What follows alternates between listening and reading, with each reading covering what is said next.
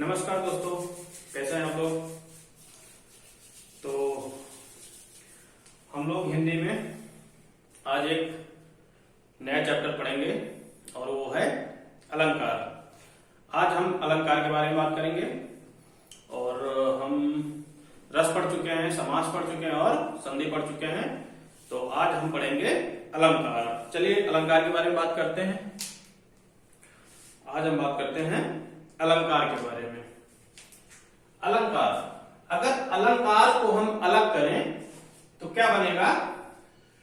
अगर अलंकार को हम अलग करें तो ये हो जाएगा अलम और कार। अलंकार को अगर हम अलग करेंगे तो ये हो जाएगा अलम और कार। अलम का मतलब होता है विभूषित। अलम का मतलब होता है विभूषित। क्या होता है? विभूषित।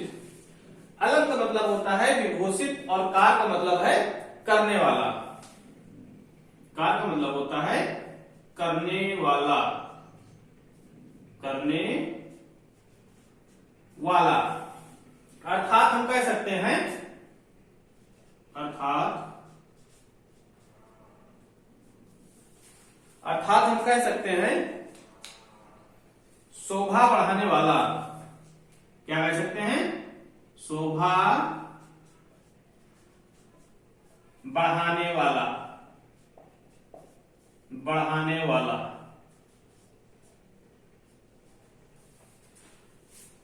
अलंकार को अगर हम अलग करेंगे तो ये हो जाएगा अलम धन कार। अलम का मतलब होता है विभूषित, कार का मतलब होता है करने वाला, अर्थात शोभा बढ़ाने वाला। इसकी परिभाषा हो जाएगी कि काव्य की शोभा बढ़ाने वाले तत्वों को अलंकार कहते हैं। काव्य की शोभा बढ़ाने वाले तत्वों को अलंकार कहते हैं। परिभाषा हो जाएगी इसकी कि काव्य की शोभा बढ़ाने वाले तत्वों को, शोभा बढ़ाने वाले तत्वों को, शोभा बढ़ाने वाले तत्वों को अलंकार कहते हैं। अलंकार कहते हैं। अलंकार की परिभाषा हो गई, काव्य की शोभा बढ़ाने वाले तत्वों को अलंकार कहते हैं। तो ये हो गई इसकी परिभाषा। अब हम बात करेंगे कि अलंकार के प्रकारों के बारे में। तो अलंकार के प्रकार कितने प्रकार के होते हैं। अगर बात करें अलंकार के प्रकार की, तो अलंकार के प्रकार कितने प्रकार के होते हैं। तो अलंकार जो है हमारे वो 3 प्रकार के होते हैं। कितने प्रकार के? 3 प्रकार के अलंकार होते हैं। एक होता है शब्दालंकार और एक होता है अर्थालंकार और जो तीसरा है वो होता है उभयालंकार।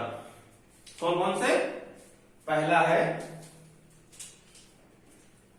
जो है आइए बात करते हैं तीनों अलंकार के बारे में। जो पहला अलंकार है वो है आपका शब्दालंकार। यहां लिख लेते हैं परिभाषा कि अलंकार अलंकार 3 प्रकार के होते हैं। 3 प्रकार के होते हैं। अलंकार 3 प्रकार के होते हैं। कौन कौन से? शब्दालंकार जो पहला आपका है, कौन सा है? पहला है आपका शब्दालंकार। शब्दालंकार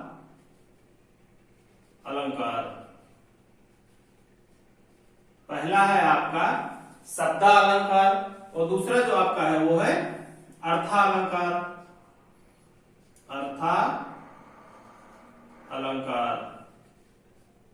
अर्थालंकार और जो आपका तीसरा है वो है आपका उभयालंकार। कौन सा है?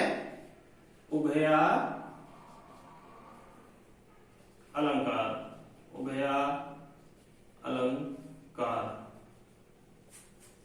सत्ता अलंकार कौन से हैं, उभया अर्था कौन से हैं और उभया कौन से हैं? सत्ता अलंकार वे अलंकार होते हैं जो शब्दों के माध्यम से चमत्कार उत्पन्न करते हैं, उन्हें कहते हैं सत्ता अलंकार। जो शब्दों के माध्यम से चमत्कार उत्पन्न करते हैं उन्हें कहते हैं सत्ता अलंकार। और अर्थालंकार किसे कहते हैं? जो अर्थों के माध्यम से चमत्कार उत्पन्न करते हो। किसके माध्यम से? अर्थों के माध्यम से। और उभया अलंकार कौन होते हैं? दोनों अलंकारों के मेल को उभया अलंकार कहते हैं, यानी शब्दा और अर्था, यानी दोनों अलंकारों के मेल को हम उभया अलंकार कहते हैं। परिभाषा लिख लीजिए इसकी, जैसे जो शब्दा अलंकार की परिभाषा लिख लीजिए। जो शब्दों के माध्यम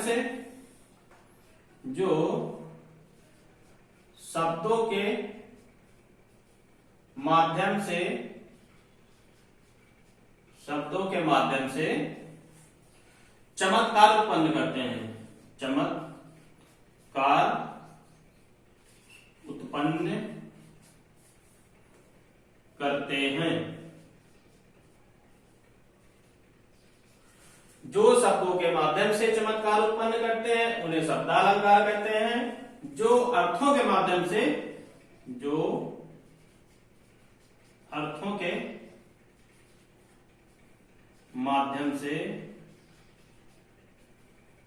चमत्कार उत्पन्न करते हैं, चमत्कार उत्पन्न करते हैं, उत्पन्न करते हैं। जो अर्थों के माध्यम से चमत्कार उत्पन्न करते हैं उन्हें हम कहते हैं अर्था अलंकार। उभया अलंकार कौन से होते हैं? जो दो अलंकारों के मेल से, यानी हम लेते हैं, जैसे इसकी परिभाषा हो जाएगी, दो अलंकारों के मेल को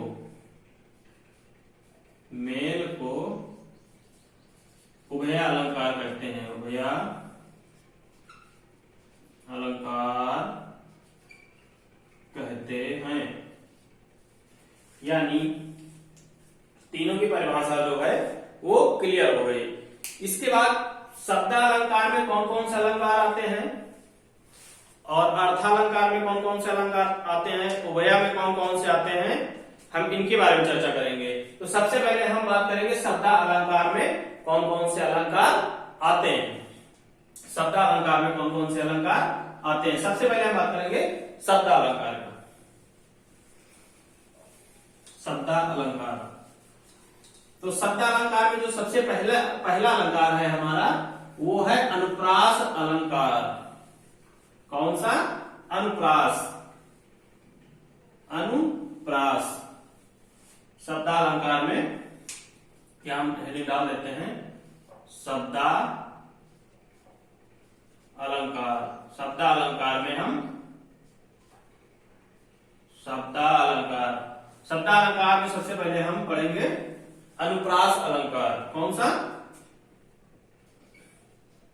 अनुप्रास अलंकार के बारे में पढ़ेंगे। सबसे पहले हम बात करेंगे अनुप्रास के अलंकार के बारे में। अनुप्रास को अगर हम अलग करें तो क्या हो जाएगा? ये तीन भागों में अलग हो जाएगा। एक हो जाएगा आपका अनु धन प्रा धन आस। अनुप्रास को अगर हम अलग करेंगे तो तीन पार्ट में अलग होगा। एक पहला पार्ट इसका अनु हो जाएगा, दूसरा प्रा हो जाएगा, तीसरा आस हो जाएगा। अनुप्रास अलंकार, अनु मतलब होता है कि बार बार, अनु माने बार बार, अनु माने होता है बार बार। क्या होता है? अनु माने होता है बार बार। और प्रा मतलब होता है पास पास, पास पास, प्रा मतलब पास पास। और आस मतलब होता है रखना, आस रखना, यानी आस माने रखना। बार बार पास पास रखना, मतलब कोई भी शब्द बार बार होगा और पास पास होगा, पास पास रखा जाएगा, तो ये अनुप्रास अलंकार होगा। कौन सा अलंकार होगा? अनुप्रास अलंकार होगा। अनुप्रास, अनुप्रास का मतलब होता है 3 बार। हम कह सकते हैं कि 3 बार, 3 बार, 3 बार। अगर बार बार पास पास रखना, यानी कि कोई भी शब्द हो या कोई अक्षर हो, अगर वो बार बार है और पास पास रखा गया है करीब करीब 3 बार, अगर उस शब्द का या उस अक्षर को हम 3 बार प्रयोग किए हैं और पास पास रखे हैं, तो ये हो जाएगा आपका अनुप्रास अलंकार। कौन सा हो जाएगा? अनुप्रास अलंकार।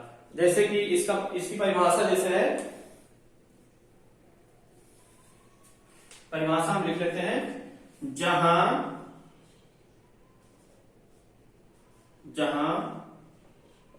वर्णों या शब्दों की बार बार आवृत्ति होती है,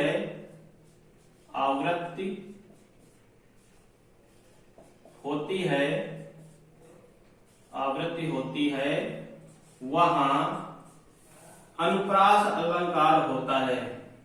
क्या होता है? अनुप्रास अलंकार होता है। दिख रहा है आपको नीचे? जहां वर्णों, वर्गो लिख दिया यहाँ पे, जहां वर्णों या शब्दों की बार बार आवृत्ति होती है, वहां पर अनुप्रास अलंकार होता है। जैसे कि उदाहरण से हम समझते हैं कि उदाहरण देते हैं कि उदाहरण से कैसे समझते हैं कि ये कौन, उदाहरण से देखेंगे कि कौन सा ये अलंकार है, अनुप्रास अलंकार कैसे होगा। जैसे एक उदाहरण लेते हैं अनुप्रास का, जो पहला हमारा होगा,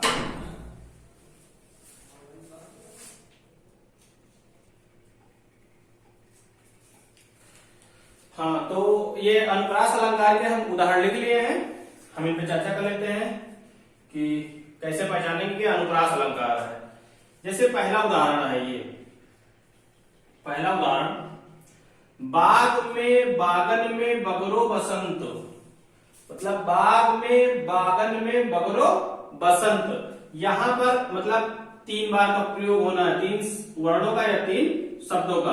तो यहां पे बाग में बा का प्रयोग किया गया है, बागन में बा का प्रयोग किया गया, बगरों में बा का प्रयोग किया और बसंत में बा का प्रयोग किया गया।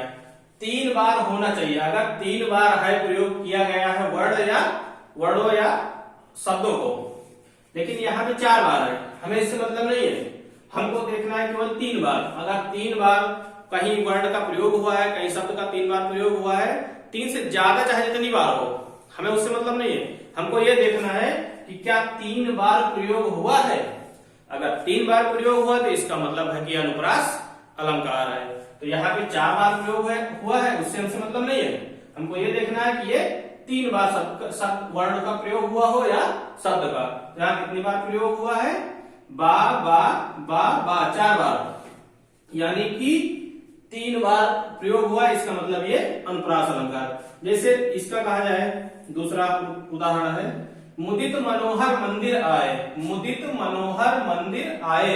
यहाँ पे माँ का प्रयोग, यहाँ पे माँ का प्रयोग, यहाँ पे माँ का प्रयोग, यानी यहाँ पर 3 बार प्रयोग हुआ है। कितनी बार? 3 बार प्रयोग हुआ है।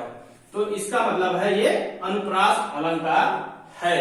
अनुप्रास का मतलब ही है कि 3 बार वर्णों या शब्दों का प्रयोग हुआ हो। 3 बार, अगर 3 बार प्रयोग हुआ है तो उसका मतलब है, इसका मतलब है कि ये अनुप्रास अलंकार है। जैसे यहाँ पे देखते हैं, तरणि, इस वाले तीसरे वाले में देखते हैं, तरणि तनुजा तट तमाल तरवर बौछाए। तरण तनुजा तट तमाल तरवर बौछाए, यहाँ पे ता का प्रयोग कितनी बार हुआ है? ता का प्रयोग यहाँ पर 5 बार हुआ है। तो हमको इससे कोई लेना देना नहीं है कि यहाँ पे ता का कितनी बार प्रयोग हुआ है, हमको लेना देना है सिर्फ 3 से। अगर 3 बार प्रयोग हुआ है तो इसका मतलब है कि अनुप्रास अलंकार है। तो यहाँ पे ता एक ये हो गया तरणी में हो गया, एक हो गया आपका तनुजा में हो गया, और एक हो गया तट में, और एक हो गया तमाल में, और एक हो गया तरवर में। यानी तरण तनुजा तट तमाल तरवर बौछाए। तो कौन सा अलंकार हो गया? अनुप्रास अलंकार हो गया। जैसे ये चौथा हो गया आपका रघुपति राघव राजा राम। रघुपति राघव राजा राम, यहाँ पे कितनी बार प्रयोग हुआ है? 4 बार प्रयोग हुआ है। तो हमको देखना सिर्फ 3 बार, 4 बार प्रयोग हुआ उससे मतलब नहीं है, 3 बार देखना है। 3 बार प्रयोग हुआ है तो इसका मतलब है कि ये अनुप्रास अलंकार है। और ये लास्ट जो आपका है 5वां, भूरि भूर भेर भाव भूर से भगा दिया। भूरी भूरी भेर भाव भूर से भगा दिया, यानी यहाँ पे जो भूरी भूरी है 3 बार प्रयोग हुआ है। यहाँ पे 3 बार प्रयोग हुआ है। भूरी भूरी कितनी बार प्रयोग हुआ है? 3 बार प्रयोग हुआ है। तो 3 बार प्रयोग हुआ है कोई भी शब्द या वर्ण तो वहां पे अनुप्रास अलंकार होगा। तो ये आपका अनुप्रास अलंकार समाप्त हो गया। मतलब अनुप्रास अलंकार के उदाहरण सारे हो गए, और यही उदाहरण आपके एग्जाम में आएंगे। ये सारे इंपॉर्टेंट हैं, सारे इंपॉर्टेंट हैं। 99% यही उदाहरण आपके एग्जाम में आएंगे। ठीक, तो इनको ध्यान करके लिख लीजिए। अनुप्रास के लिए बस इतना याद रखना है कि 3 बार वर्णों या शब्दों का प्रयोग हुआ हो तो वो अनुप्रास अलंकार है। इसके बाद आपका आता है यमक अलंकार। कौन सा? यमक अलंकार। चलिए हम बात करते हैं यमक अलंकार के बारे में। यमक अलंकार जो है वो भी शब्द अलंकार का ही अलंकार है। ये शब्द अलंकार में आता है। जैसे एग्जाम में कह दिया कि 2-3 अलंकार दे दिया, कि दे दिया आपको अनुप्रास अलंकार, यमक दे दिया है और रूपक दे दिया है, एक और कोई अलंकार दे दिया, और पूछ लिया उसमें से इसमें से कौन सा अलंकार शब्द अलंकार नहीं है, या इसमें से कौन सा अलंकार शब्द अलंकार है। इसी तरह एग्जाम में पूछता है। जैसे पूछ लिया, कह दिया कि शब्द अलंकार की पहचान करना है, तो एक दे दिया आपका अनुप्रास, एक दे दिया आपको यमक दे दिया, और जो आपका तीसरा दे दिया वो श्लेष दे दिया, चौथा दे दिया रूपक, और पूछ लिया कि इसमें से कौन सा शब्द अलंकार नहीं है। तो अनुप्रास अलंकार पढ़ाई दिए वो शब्द का है, यमक पढ़ाने वाले हैं वो भी शब्द का है, और श्लेष ये भी शब्द का है, और जो चौथा होगा आपका रूपक ये किसका होगा? अर्था का। चलिए आगे देख लेते हैं, तो उसके बाद समझ में पूरा आ जाएगा। इसके बाद हम बात करेंगे यमक अलंकार। जो दूसरा है यमक अलंकार। यमक अलंकार, यमक अलंकार, यमक अलंकार। अनुप्रास अलंकार में बताया गया था 3 बार प्रयोग होना, और रूपक का यमक का मतलब होता है 2 बार। कितनी बार? 2 बार। रूपक यमक का मतलब है 2 बार। जहां कोई शब्द 2 या 2 से अधिक बार आए, जहां कोई शब्द 2 या 2 से अधिक बार आए और उसके अर्थ अलग अलग हो, उसके अर्थ अलग अलग हो। जहां कोई शब्द 2 या 2 से अधिक बार आए और उसके जो अर्थ हैं वो अलग अलग हो, तो वहां पे यमक अलंकार होता है। इसकी परिभाषा लिख लेते हैं। जहां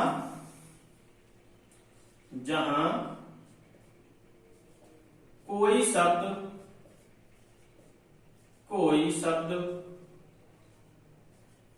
2 या 2 से अधिक बार आए, 2 या 2 से अधिक बार आए, अधिक बार आए, और अर्थ अलग अलग हों, अर्थ अलग अलग हों, अलग अलग हों, वहां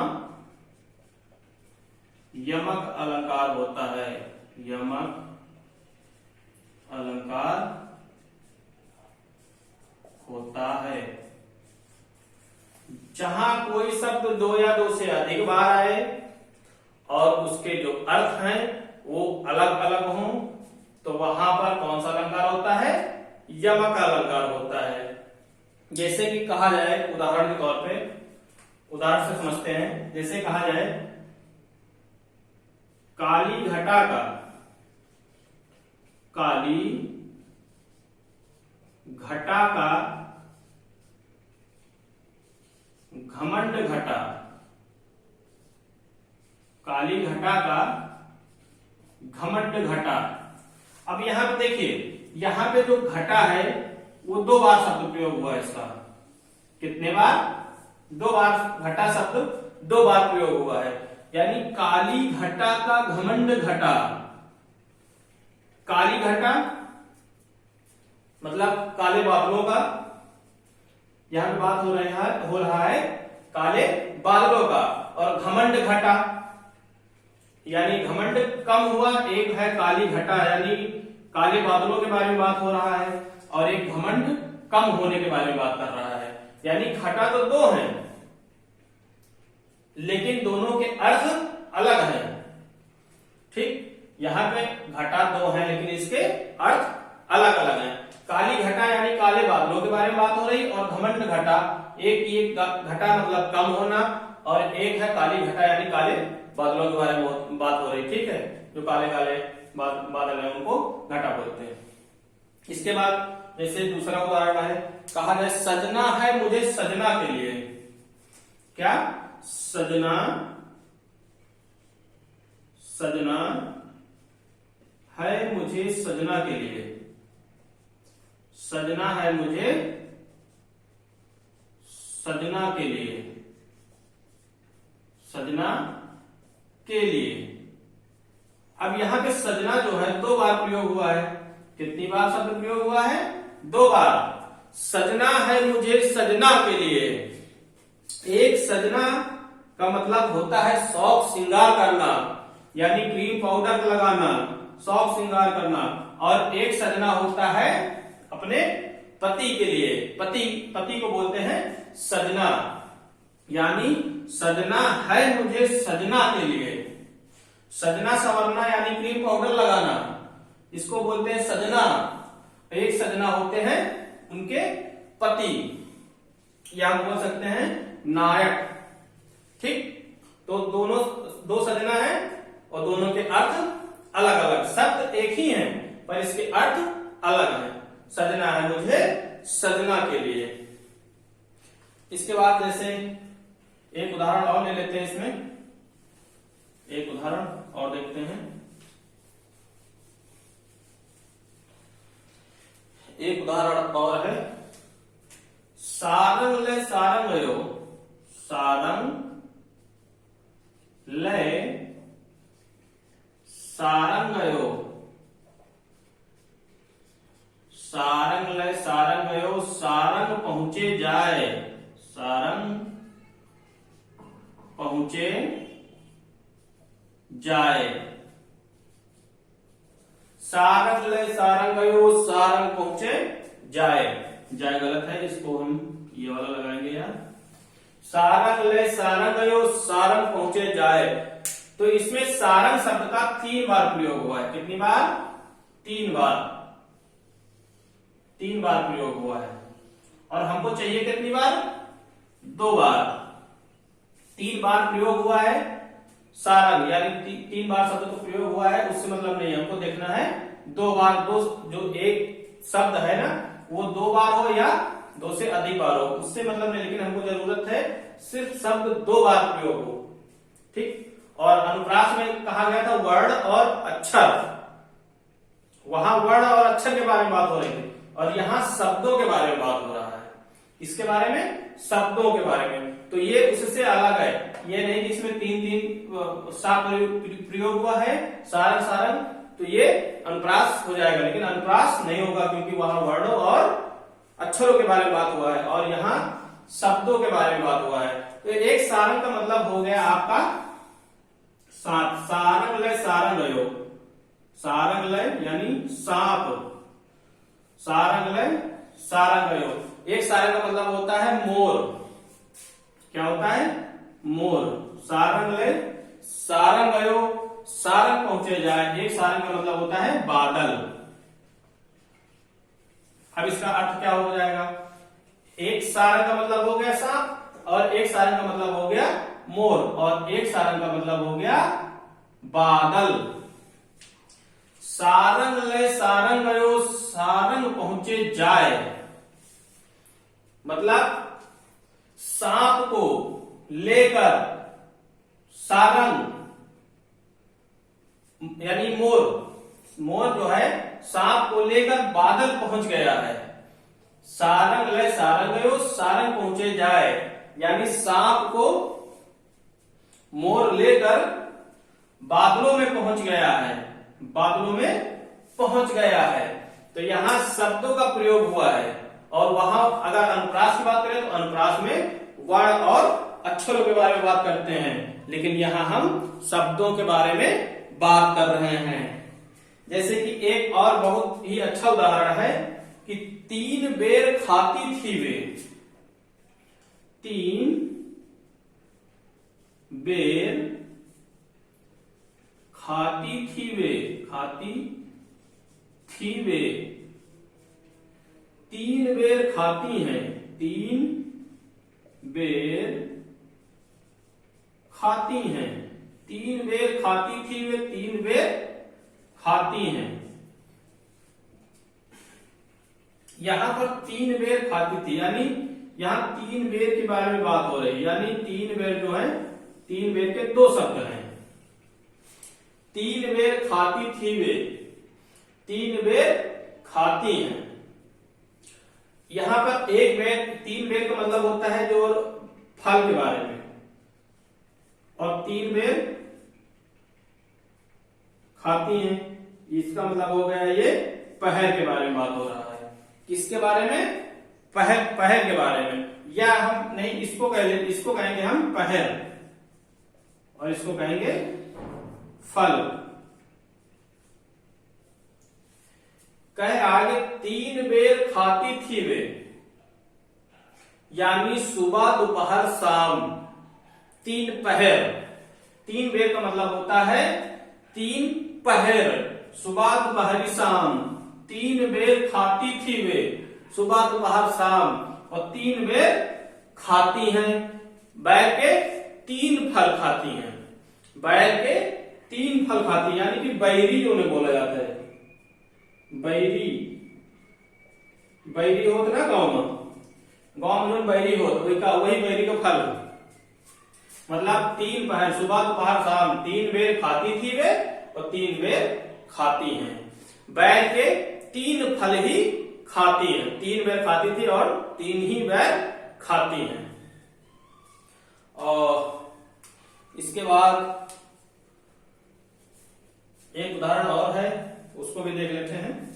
इसका आखिरी एक उदाहरण है, इसके बाद फिर हम अगले वीडियो में बात करेंगे श्लेष अलंकार के बारे में। किसके बारे में? श्लेष अलंकार के बारे में। ऊंचे घोर मंदिर के अंदर, ऊंचे घोर मंदिर के अंदर, मंदिर के अंदर, ऊंचे घोर मंदिर के अंदर रहन वाली, मंदिर के अंदर रहन वाली, ऊंचे घोर मंदिर के अंदर रहन वाली, ऊंचे घोर मंदिर के अंदर रहाती हैं, ऊंचे घोर मंदिर के अंदर रहाती हैं, के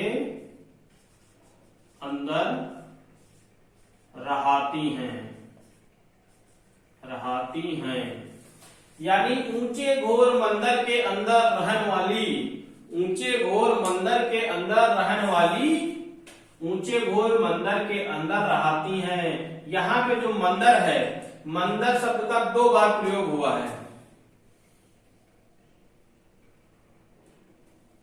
और यहां पर भी 2 बार प्रयोग हुआ है। तो एक जो मंदिर है इसका मतलब होता है महल, इसका मतलब है महल, और एक मंदिर जो है वो है गुफा। मतलब कह रहा ऊंचे घोर मंदिर के अंदर रहने वाली, मतलब जो रानियां होती हैं वो ऊंचे ऊंचे महलों के अंदर रहने वाली थी, लेकिन मान लो कोई युद्ध हो गया, किसी चीज का कोई आक्रमण कर देता है महल के अंदर, तो ऊंचे घोर मंदिर के अंदर रहती हैं। मतलब आक्रमण के समय वो जो आपके महल में गुफा बनाए जाते हैं, जो रानियों के, राजाओं के महल में गुफा होते हैं, तो रानियां कहां चली जाती हैं? गुफा में चली जाती हैं। मतलब कह रहा है कि ऊंचे घोर मंदिर के अंदर रहने वाली, मतलब जो ऊंचे ऊंचे महलों में रहती थी वो आज कहां पे है? गुफाओं के अंदर रहती हैं। कहां पे है? गुफाओं के अंदर रहती हैं। तो ये आपका शब्दालंकार, और शब्दालंकार में 2 अलंकार हो गए आपके। एक हो गया आपका अनुप्रास। अनुप्रास को 3 बार तोड़ेंगे, अनुप्रास को 3 बार तोड़ेंगे। इसका मतलब है कि अनुप्रास में कोई भी वर्ण या अक्षर 3 बार आना चाहिए, वर्ण या अक्षर 3 बार आना चाहिए, तो वहां पे अनुप्रास अलंकार होगा। लेकिन यमक अलंकार का मतलब है कि 2, मतलब शब्द 2 आएंगे, लेकिन दोनों शब्द के जो है अर्थ अलग अलग होंगे। अनुप्रास में 3 और यहाँ पे 2, यहाँ शब्दों की बात होती है और वहां पर वर्ण और अक्षर के बारे में बात होती है। तो ये आपका हो गया यमक अलंकार। तो सप्ताह का हो गया आपका यमक अलंकार। इसके बाद हम बात करेंगे श्लेष अलंकार के बारे में। तो श्लेष अलंकार के बारे में हम नेक्स्ट वीडियो में बात करेंगे। आज के लिए बस इतना ही, और आप लोग थोड़ा शेयर करते रहिए, वीडियो सहयोग करिए, वीडियो शेयर करिए। अगर आप सब्सक्राइब नहीं किए तो सब्सक्राइब कर लीजिए, लाइक कर लीजिए। ठीक है, अपना ख्याल रखिए, धन्यवाद।